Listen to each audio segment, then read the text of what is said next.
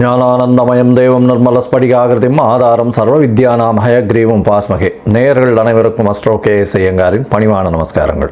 குரு வக்ர நிவர்த்தி, அதாவது குரோதி வருஷம் தை மாதம் 29ஆம் தேதி 11/2/2025 செவ்வாய்க்கிழமை, சித்த யோகம், பூச நட்சத்திரம், சனியினுடைய நட்சத்திரம், கடகராசி வேற, குரு உச்சம் பெறக்கூடிய நட்சத்திரம் வேறு. நல்ல ஒரு நட்சத்திரத்தில் அந்த அன்னைக்கு குரு வக்ர நிவர்த்தி அடைகிறது பெரிய விசேஷம். வக்ர நிவர்த்தி எவ்வளோ நாளைக்கு இருக்குது அப்படின்னா 11/2/2025 11/5/2025 வரலும் ரிஷபத்திலேயே குரு வக்ர நிவர்த்தி பெற்று நல்லபடியாக இருக்கார். வக்ரம்ன்றதை பற்றி ஏற்கனவே சொல்லியிருக்கோம். அதாவது வலு இழந்து போகுதல், இல்லைன்னா பின்னுக்கு செல்லக்கூடிய மாதிரி தெரியுது ஒரு மாயை. ஏன்னா வேகமாக போகக்கூடிய கிரகங்கள் பக்கத்தில் இருக்கக்கூடிய அதே வேகத்தில் போகக்கூடியது பின்னுக்கு செல்லக்கூடியது மாதிரி ஒரு மாயை தோற்றம் இருக்கும். இதன் மூலியமாக குருவினுடைய பலன்கள் அந்த அளவு ஏற்றத்தை கொடுத்துருக்காது. இப்போ பார்த்தலையானால் குருவினுடைய பலன்கள் மிகப்பெரிய ஏற்றத்தோடு வீரியத்தோடு செயல்படக்கூடிய காலகட்டமாக அமையப்போகுது. சரி, இப்போ 11/2/2025 குரு வக்ர நிவர்த்தி அடைகிறார். இதன் மூலியமாக பார்த்தலையானால் குரு அப்படின்னு சொன்னோம்னாலே குரு பார்க்கக்கூடிய நன்மை. குரு அப்படின்னு சொன்னோம்னாலே முழு சுவர் அப்படின்னு ஜோதிட சாஸ்திரத்தில் சொல்லக்கூடியவர் தேவகுருவான குரு அப்படின்னு சொல்லக்கூடியவர் வியாழன் கிரகத்தை தான் சொல்கிறார். இவர் இருந்த இடத்தையும் சுபப்படுத்துவார், பார்க்கக்கூடிய இடத்தையும் சுபப்படுத்துவார். இதுதான் இவருடைய பெரிய விசேஷமே. பகை என்பது எதுவுமே கிடையாது.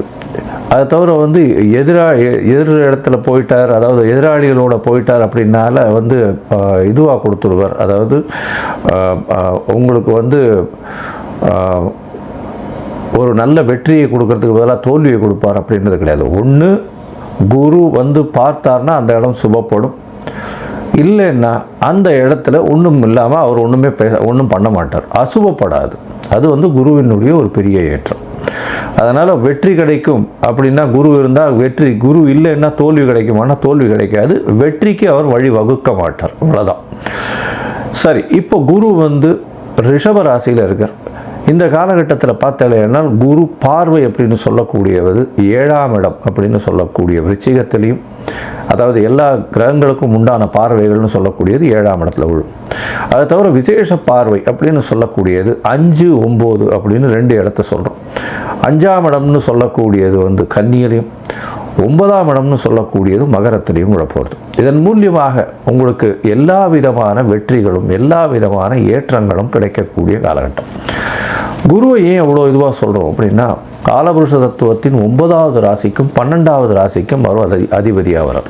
9வது ராசின்னு சொல்லக்கூடியது பாக்யஸ்தானம், அதாவது பிதாவை குறிக்கக்கூடியது, தந்தையை குறிக்கக்கூடிய ஸ்தானம், பிதாவை குறிக்கக்கூடிய ஸ்தானம், தந்தையின் மூலியமாக வரக்கூடிய சொத்துக்கள், அதை தவிர பாக்கியங்கள், மூதாதையர்களின் சொத்துக்கள், உங்களுக்கு நடக்கக்கூடிய விஷயங்கள் நீங்கள் நினைக்காமலேயே நீங்கள் எது நினைக்கிறீங்களோ அது நிற்கக்கூடிய காலகட்டமாக அமையும். அது குருவினுடைய இயல்பு. அதனால தான் குரு பார்க்கக்கூடிய நன்மை, குரு இருக்கும் வீட்டை விட பார்க்கும் இடம் அதீத பலப்படும்னு சொல்லக்கூடியது. 12ஆம் இடம்னு சொல்லக்கூடியது அயன சயன போகஸ்தானம், நல்ல விரயஸ்தானம்னு சொல்லக்கூடியது. இதில் குரு அவருடைய காலபுருஷ தத்துவத்தின் 12வது வீடாக இருக்கிறதுனால சுப செலவுகளுக்கு ரொம்ப முக்கியத்துவம். செலவுகளும் கரெக்டாக பார்த்து செலவு பண்ணணும், தேவையற்ற செலவுகள் செய்யக்கூடாது. அது தவிர வெளிநாடு இம்போர்ட் எக்ஸ்போர்ட் பிஸ்னஸ் எல்லாம் நல்லபடியாக ஏற்றம் கொடுக்கக்கூடிய விஷயங்களாக இருக்கும். மத சம்பந்தமான விஷயங்கள், மத குருமார்கள் இவர்கள் எல்லாருமே இந்த குருவினுடைய அருள் அதிகமாக இருந்தால் மட்டும்தான் அந்த பீடத்தை அலங்கரிக்க முடியும். அமைச்சர்கள், அதை தவிர கல்வியாளர்கள்னு சொல்லும்போது சொல்லிக் கொடுக்குற டீச்சர், ப்ரொஃபஸர்ஸ், அதை தவிர கோல்ட் ஸ்மித்து, அதை தவிர பார்த்தோம்னா பேங்கிங் இண்டஸ்ட்ரியில் இருக்கிறவங்க, பேங்கிங் இண்டஸ்ட்ரியிலையும் பார்த்தீங்கன்னா கேஷியர்ஸு, அந்த மாதிரியான விஷயங்கள் இருக்கிறவ ரொம்பவும் பெரிய விசேஷம். குருவினுடைய ரொம்ப தாக்கம் அதிகமாக இருந்தால் மட்டும்தான் அந்த இடத்துக்கு வர முடியும். சரி, குரு காரகத்துவம்னு சொல்லக்கூடியது பார்த்தோம்னா அவருடைய முக்கியமான காரகத்துவத்தை சொல்லும் பொழுது தனத்திற்கு அதிபதினு சொல்லக்கூடியவர் குரு, தனகாரகன்னு சொல்லக்கூடியவர். அது தவிர குழந்தைக்கு புத்திர காரகன்னு சொல்லக்கூடியவர். அதனால் பார்த்தேனால் குரு அந்த புத்திர காரக ஸ்தானத்தையோ புத்திர காரகனையோ பார்த்தாரேயானால், அதாவது புத்திரஸ்தானத்தின் அதிபதியோ பார்த்தாரேயானால் அந்த ஜாதகத்திற்கு குழந்தை பிறக்கக்கூடிய வாய்ப்பு இருக்கும். எவ்வளவோ பேருக்கு குழந்தை இல்லாமல் அவள் ரொம்ப கஷ்டப்பட்டு இருக்கா. அவளுக்கு குரு பார்வை ஒரு பெரிய மாற்றத்தை ஏற்படுத்தும். இதன் மூலியமாக அவர்களுக்கு இவ்வளவு நாள் திருமணமாகி குழந்தை பிராப்தி இல்லாதவர்களுக்கும் இப்பொழுது குழந்தை பிராப்தி ஏற்படக்கூடிய பாக்கியங்கள் நிச்சயமாக கிடைக்கும். சரி, இப்போது குரு பார்த்தீர்களேயானால் குரு பார்வை அப்படின்னு சொல்லக்கூடியது 5, 7, 9 அதையும் சொல்லிட்டோம். குருவினுடைய பரிகாரங்கள் அப்படின்னு சொல்லக்கூடியது, குருவுக்கு எளிய பரிகாரங்கள் அப்படின்னு சொல்லக்கூடியது பொதுவாகவே குரு அப்படின்னு சொல்லும்பொழுது அவருக்கு ஒரு காயத்ரி மந்திரத்தை சொல்கிறோம். குருவினுடைய காயத்ரி மந்திரம் அப்படின்னு சொல்லக்கூடியது குரு பிரம்மா, குரு விஷ்ணு, குரு தேவோ மகேஸ்வரா, குரு சாக்ஷாத் பரபிரம்மா தஸ்மை ஸ்ரீ குரவே நமஹ அப்படின்ற இந்த குரு காயத்ரி மந்திரமும், இது இல்லைன்னா ஓம் ரிஷபத்வஜாய வித்மஹே கிருணிஹஸ்தாய தீமஹி தன்னோ குரு பிரச்சோதயாத் அப்படின்ற குரு காயத்ரி மந்திரத்தையும், அதை தவிர பார்த்தேனால்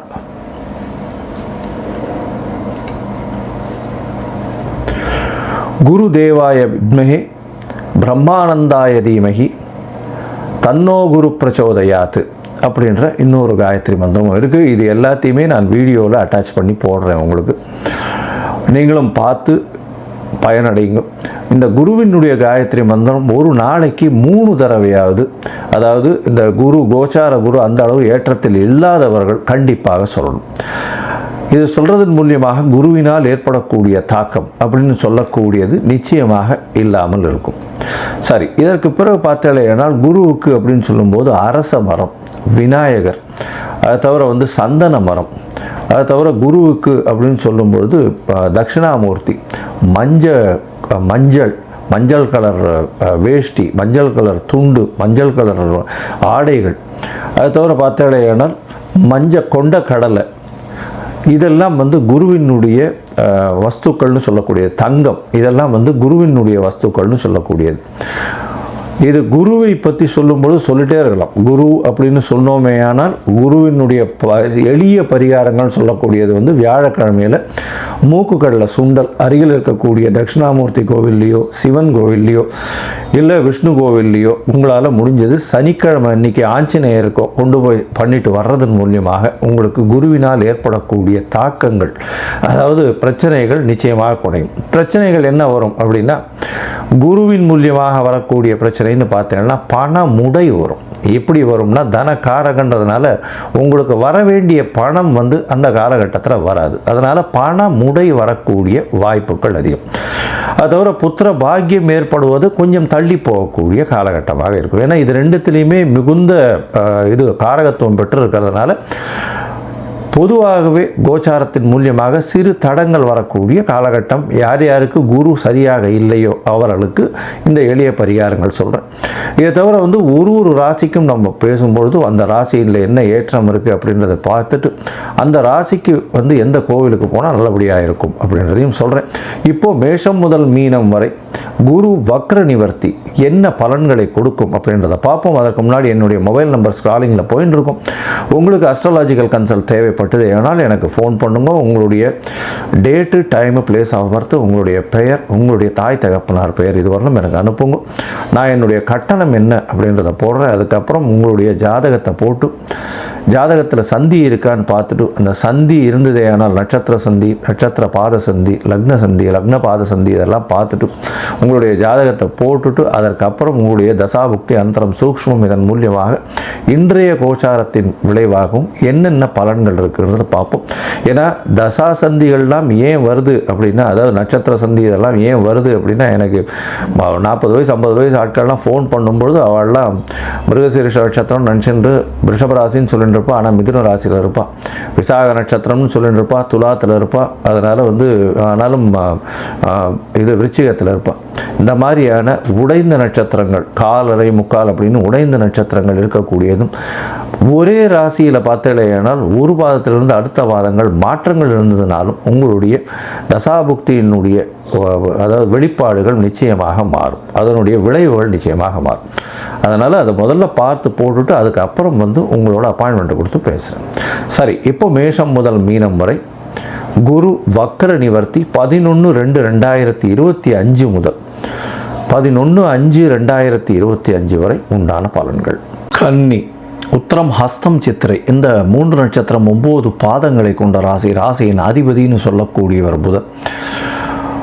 இந்த கன்னியா ராசிக்காரர்களுக்கு ஒரு பெரிய ஏற்றமான காலம். ஏன்னா 9ஆம் இடத்துல குரு பகவான் நல்ல ஒரு ஏற்றத்தை இருக்கக்கூடிய காலகட்டங்கள்லாம் வக்கரகதியில் இருந்ததுனால கிட்டத்தட்ட ஒரு 120 நாள் அவங்களுக்கு ஒரு பின்னடைவை ஏற்படுத்தக்கூடிய வாய்ப்புகள் இருந்தது. ஏன்னா எப்பொழுதுமே வந்து இந்த ஜோதிட சொல் வந்து சொல்லக்கூடியது வந்து ஓடிப்போனவனுக்கு 9ல் குரு, அகப்பட்டவனுக்கு அஷ்டமத்தில் சனின்னு சொல்லுவான். அப்படி இருக்கக்கூடிய காலகட்டத்தில் ஓடிப்போனவனுக்கு 9ஆம் இடத்தில் குரு பகவான் வந்தாரே ஆனால் அது ஒரு பெரிய ஏற்றத்தை கொடுக்கும். ஏன்னா பாக்கியஸ்தானம்னு சொல்லக்கூடியது 9ஆம் இடம் எல்லா விதமான அதிர்ஷ்டங்களையும் கொடுக்கக்கூடிய காலகட்டமாக அமைய போகிறது. இப்போ 9ஆம் இடத்துல வக்கர நிவர்த்தியும் அடைகிறார் குரு. உங்களுடைய ராசியையும் பார்க்குறார். உடல் நலத்தில் நல்ல ஒரு ஏற்றம் இருக்கும். தெளிவான சிந்தனை இருக்கக்கூடிய காலகட்டமாக இருக்கும். உங்களுடைய ராசிக்கு பார்த்தீங்கன்னா 9ஆம் இடத்துல இருக்கக்கூடிய குரு பகவான் மூலியமாக வெளிநாடு வெளியூர் போய் படிக்கக்கூடிய மாணவர்களுக்கு ஏற்றமான காலம். இவ்வளவு நாளாக வெளிநாட்டுக்கு ட்ரை பண்ணிகிட்டே இருந்திருப்பீங்க. இப்போ தான் வந்து உங்களுக்கு நல்ல ஒரு யூனிவர்சிட்டி கிடச்சிருக்கும். கண்டிப்பாக போஸ்ட் கிராஜுவேஷன் அங்கே போய் பிஜி பண்ணக்கூடிய வாய்ப்புகள் மிகவும் அதிகமாக இருக்கும். தந்தையின் சொத்துக்கள் வரும். தந்தையின் உடல்நிலையில் நல்ல ஒரு ஏற்றம் இருக்கக்கூடிய காலகட்டமாக இருக்கும். உங்களுடைய ராசிக்கு பார்த்தீங்கன்னா 9ஆம் இடத்துல இருக்கக்கூடிய குரு உங்களுடைய ராசியை பார்க்குறார். உங்களுடைய ராசிக்கு 3ஆம் இடத்தை பார்ப்பார். அதுக்கப்புறம் 5ஆம் இடத்தை பார்க்குறார். இந்த காலகட்டத்தில் இன்னொரு பெரிய விசேஷம்னா 9ஆம் இடத்தில் இருக்கக்கூடிய குரு பகவான் பரிவர்த்தனை யோகம் பெறார். 9ஆம் அதிபதி 7ஆம் இடமான குருவின் வீட்டிலும் 7ஆம் அதிபதியான குரு 9ஆம் வீட்டிலும் இருக்கிறது பரிவர்த்தனை யோகம்னு சொல்லக்கூடியது. இதன் மூலியமாக திருமண பாக்கியம் ஏற்படக்கூடிய வாய்ப்பு. ஏன்னா சுக்கிரன் உங்களுடைய ராசிக்கு குடும்பாதிபதி 7ஆம் இடத்துல உச்சம் பெற்று போயிருக்கிறது ரொம்ப விசேஷம். திருமண யோகம் நிச்சயமாக உண்டு. நல்ல அதாவது திருமணத்துக்கு பார்த்து கொண்டு இருக்கக்கூடிய இளைஞர்களுக்கு கண்டிப்பாக திருமண யோகம் நிச்சயமாக இருக்கும். அது தவிர குழந்தை பிராப்தி ஏற்படக்கூடிய பாக்கியம் உண்டு. ஏன்னா உங்களுடைய ராசிக்கு 5ஆம் இடத்தை புத்திர காரகனே பார்க்கறது ரொம்பவும் விசேஷம். இதன் மூலியமாக பார்த்தோம்னா இவ்வளவு நாளாக குழந்தை இல்லாமல் இருந்தவர்களுக்கு நிச்சயமான ஒரு பெரிய மாற்றங்கள் ஏற்படக்கூடிய காலகட்டமாக இப்போ அமைய போகிறது. உங்களுடைய ராசிக்கு பார்த்தடையானால் அதாவது 9ஆம் இடத்துல இருக்கக்கூடிய குரு பகவான் பரிவர்த்தனை யோகத்தில் ஆட்சி பெற்று போகிறதும் ராகுவோடு சம்பந்தப்படுறதுனால எதிர்பாலினத்தவர் மூலியமாக நல்ல ஒரு ஏற்றம் கிடைக்கக்கூடிய காலகட்டம். அது தவிர வந்து பார்ட்னர்ஷிப் பிஸ்னஸில் திடீர் அபரிமிதமான ராஜயோகம் கிடைக்கக்கூடிய வாய்ப்புகள் உண்டு. வெளிநாடு வெளியூர் போகக்கூடிய பாக்கியம் நிச்சயமாக உண்டு. ராசிக்கு 3ஆம் இடத்தை வந்து உங்களுடைய 3ஆம் இடத்தை குரு பார்க்கறதுனால எல்லா விதமான முயற்சிகளும் வெற்றி பெறக்கூடிய வாய்ப்புகள் உண்டு. எழுத்துப்பணியில் இருக்கிறவாளுக்கு நல்ல ஒரு ஏற்றம். அதுவும் வந்து இந்த கன்னியா ராசிக்காரர்கள் சாஃப்ட்வேர் ஹார்ட்வேர் இதில் இருக்கிறவங்க, இந்த அலைக்கற்றையில் இதில் வேலை செய்கிறவங்க, இந்த 2G 4G அந்த மாதிரியான அலைக்கற்றலை வேலை செய்கிறவங்க, அது தவிர பேப்பர் இண்டஸ்ட்ரி வச்சுருக்கிறவங்க, சார்ட்டர்ட் அக்கௌண்டன்ஸு, லைப்ரரியன்ஸு, அது தவிர ஆர்ட் டைரக்டர்ஸு, இவங்களுக்கெல்லாம் வந்து பெரிய ஏற்றம் கிடைக்கக்கூடிய காலகட்டமாக இருக்கும். இன்ஸ்ட்ருமெண்டல் மியூசிக் வாசிக்கிறவங்க, அதாவது புல்லாங்குழல், கிட்டார் இந்த மாதிரியான விஷயங்கள் வாசிப்பவர்களுக்கு பெரிய ஏற்றம் கிடைக்கக்கூடிய காலகட்டமாக அமைய போகிறது. உங்களுடைய ராசிக்கு 3ஆம் இடத்தை பார்க்கறதுனால இளைய சகோதரர்கள் மூலியமாக நல்ல ஒரு ஏற்றம் கிடைக்கக்கூடிய காலகட்டம். இதன் மூலியமாக பார்த்தாலேயானால் இளைய சகோதரர்களோடு நல்ல ஒரு அந்யோன்யம் இருக்கும். எந்த ஒரு விஷயத்திலையும் பிரச்சனைகள் எல்லாமே சுமூகமாக தீரக்கூடிய வாய்ப்புகள் நல்லபடியாக இருக்கும். அது தவிர பார்த்தாலேயானால் பாட்டு பாடக்கூடிய கலைஞர்களுக்கு நல்ல ஒரு ஏற்றம் இருக்கும். இந்த வக்கர நிவர்த்தி காலகட்டத்தில் 5ஆம் இடத்துல வந்து குரு பார்க்கறதுனால உங்களுக்கு புதிய பதவி, புகழ், அந்தஸ்து, கௌரவம்லாம் வரக்கூடிய வாய்ப்பும் 9ஆம் இடத்துல இருக்கிறதுனாலையும் நல்ல ஒரு ஏற்றம் கிடைக்கக்கூடிய காலகட்டம். குழந்தைகள் மூலியமாக நல்ல ஒரு ஏற்றமான காலகட்டமாக அமைய போகிறது. இந்த வக்கர நிவர்த்தி காலகட்டத்தில் சப்தமத்தில் சுக்கிரன் இருக்கார். சுக்கிரனும் பெரிய ஏற்றத்தை கொடுக்க போகிறார். உங்களுக்கு ஏற்கனவே 6ஆம் இடத்துல சனி பகவான் இருக்கிறது பெரிய விசேஷம். எல்லா விதமான தடங்களையும் உடைத்து வெற்றி பெற பெறக்கூடிய வாய்ப்பு, எதிராளிகளே அற்ற நிலை இருக்கக்கூடிய காலகட்டம், புதிய கடன் வாங்கினாலும் நல்ல ஒரு வெற்றி செய்தி வரக்கூடிய வாய்ப்புகள் நிச்சயமாக இருக்கும். இந்த வக்கர நிவர்த்தி காலகட்டத்தில் நீங்கள் நல்ல ஒரு ஏற்றமான காலம். ஏன்னா உங்களுக்கு வந்து பார்த்தீங்கன்னா 9ஆம் இடத்துல குரு இருக்கிறது பெரிய விசேஷம். இந்த காலகட்டத்தில் சென்னை பாடி பக்கத்தில் இருக்கிற திருவலிதாயம் அப்படின்ற ஒரு இடத்துக்கு கோவிலுக்கு போயிட்டு வாங்க. அங்கே வந்து அதாவது வலிதாயநாதர் அப்படின்னு சொல்லக்கூடியவர் சிவன். அந்த சிவனை குருவே வணங்கினார் அப்படின்றது கதை இருக்குது. என்னென்னா குரு ஏதோ ஒரு தவறுகள் செஞ்சதுனால அவருடைய அண்ணன் மனைவியான மேனகா வந்து அவர்களை சபித்து விட்டதாகவும், அதற்காக அங்கே பிராயச்சித்தம் பண்ணி தவம் இருந்து குருவுக்கே வந்து அங்கே பிராயச்சித்தம் ஏற்பட்டதுனால அந்த கோவில் ரொம்பவும் விசேஷம். திருவலிதாயம் ரொம்பவும் விசேஷமான கோவில். அங்கே போயிட்டு வாங்க. எல்லா விதமான ஏற்றங்கள் உங்களுக்கு நிச்சயமாக கிடைக்கும். இந்த காலகட்டத்தில் பார்த்தேன்னா உங்களுக்கு 90% மேலே உங்களுக்கு பெரிய ஏற்றம் கிடைக்கக்கூடிய வாய்ப்புகள் உண்டு.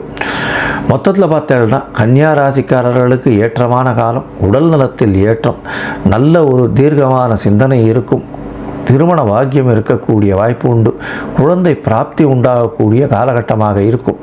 எழுத்துப்பணி, கம்ப்யூட்டர், சாஃப்ட்வேர், ஹார்ட்வேர், பேப்பர் சம்பந்தப்பட்ட தொழில், லைப்ரரி சம்பந்தப்பட்ட தொழில் பெரிய ஏற்றம் கிடைக்கக்கூடிய காலகட்டம். குழந்தை பிராப்தி ஏற்படக்கூடிய வாய்ப்புகள் உண்டு. பாக்கியங்கள் அதிகமாக இருக்கக்கூடிய வாய்ப்பு. வெளிநாடு போய் படிக்கக்கூடிய வாய்ப்புகள் நிச்சயமாக உண்டு. தந்தையின் மூலியமாக திடீர் பொருள் வரவு வரக்கூடிய வாய்ப்பு. தந்தையின் மூலியமாக இருக்கக்கூடிய சொத்துக்கள் வரும். வெளிநாடு போய் படிக்கக்கூடிய பாக்கியம் வரும். குழந்தைகள் மூலியமாக ஏற்றம் வரக்கூடிய வாய்ப்புகள் உண்டு. முயற்சிகள் எல்லாமே வெற்றி பெறக்கூடிய வாய்ப்புகள் இந்த காலகட்டத்தில் இருக்கும். கன்னியா ராசிக்காரர்களுக்கு ஒரு பெரிய கோல்டன் பீரியட்னு சொல்லக்கூடிய காலமாக இந்த குரு வக்ர நிவர்த்தி அமையும்.